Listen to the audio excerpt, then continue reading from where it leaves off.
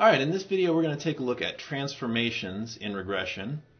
As with a lot of concepts covered in these videos, transformations has the potential to be very complex. It's quite an in-depth subject and actually one that is potentially fraught with kind of a lot of peril. So, we're going to be skimming the surface of transformations, and the idea is not to make you an expert. In fact, I really don't want you to get into trouble with transformations, but rather to introduce you to this concept, show you its use, understand how it could be applied, and potentially maybe, give you some ideas about how you might want to explore this further. So, transformations come up when you're dealing with data that is nonlinear and you want to perform a linear regression. Now, we know that you're not supposed to perform a linear regression on nonlinear data. In fact, you really can't and get good results. Linearity is one of the assumptions that is part of every regression model. We learned that. But nonlinear data comes up all the time. Let's look at some examples.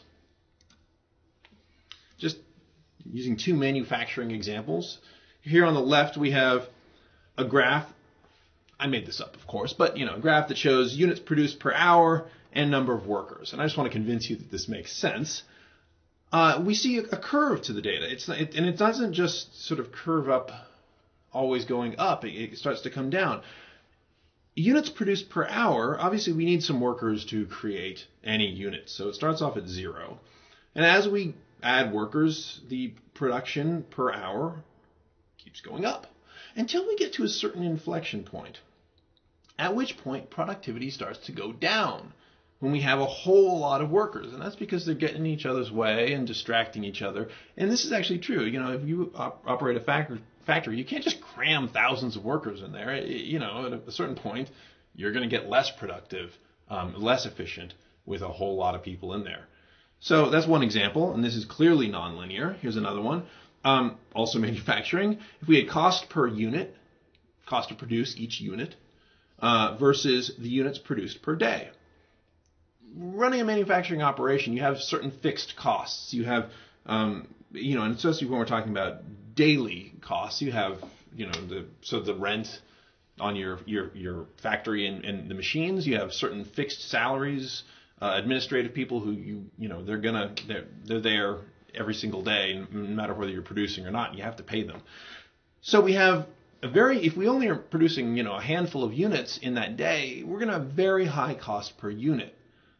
But as we start to produce, as we start to hit capacity for our, the sort of standard capacity for our factory, the cost per unit is going to go way down as we're producing more and more.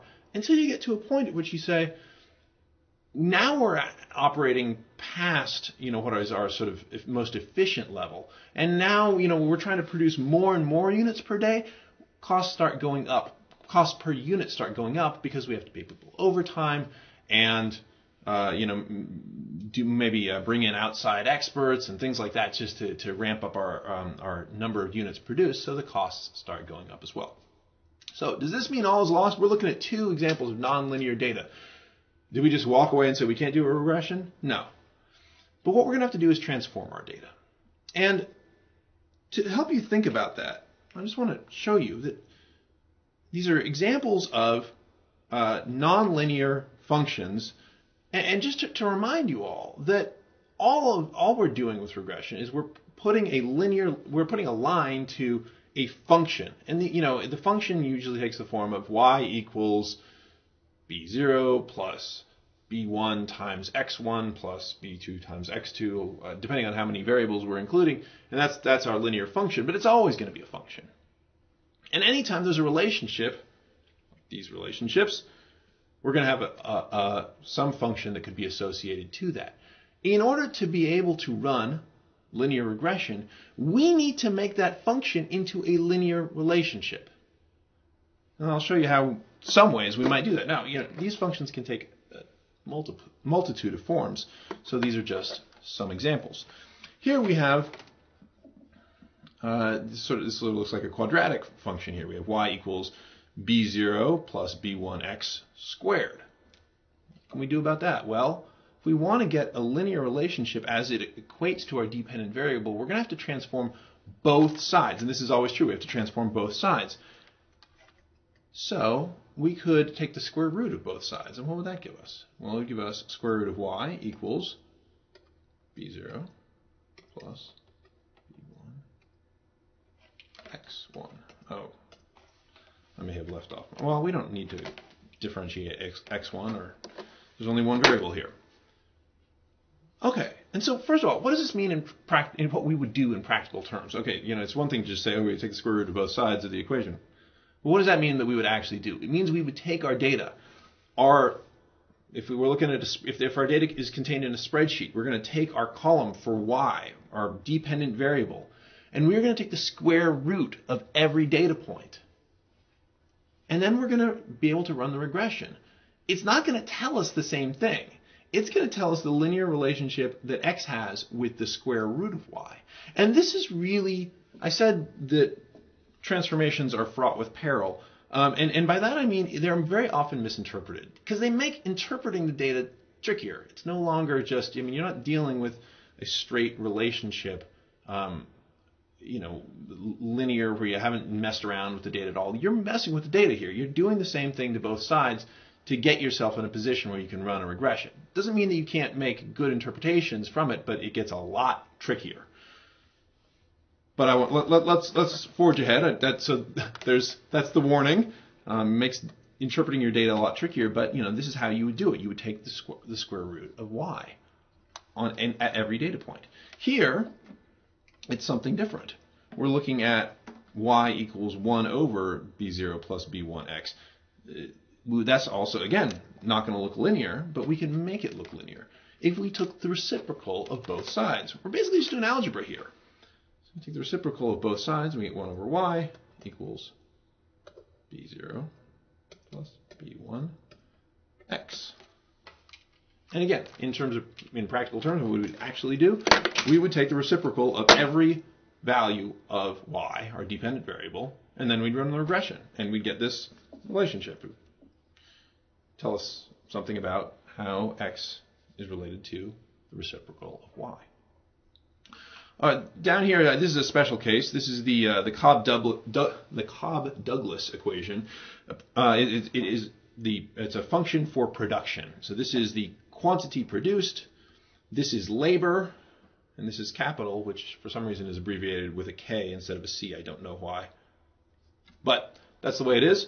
This is the Cobb-Douglas production equation. Obviously, we would not be able to run linear regression on this. This is not going to look linear at all. But we can do a transformation on this as well. And this is a very common transformation where you take the log of both sides. Because what we need to do is get these coefficients out of the exponents. We need to get these down, in front of the variables, labor and capital. By the way, I hope this is not throwing everyone else off. In this case, Q is our stand-in that is our dependent variable. We're not using the traditional X and Y, but it doesn't mean these aren't variables. They're just, we're just using different letters. I don't think that threw any of you off, but I had to say it. All right, so here we're going to take the log of both sides, and I'm going to give myself a little bit extra room. We take the log of Q equals. And we get now log, we're taking the log of both sides of our constant plus b1 times the log of L. This is just algebra that I'm doing here. You take the log of L to the b1 power, you're going to get b1 times log of L.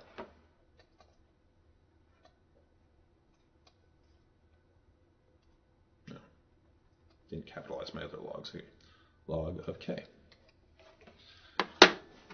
So again, this is just one more transformation. It makes it harder to interpret, but you can probably see here, now we do have more of a sense of the effect, because we have now coefficients in front of, well, the log of labor and the log of capital.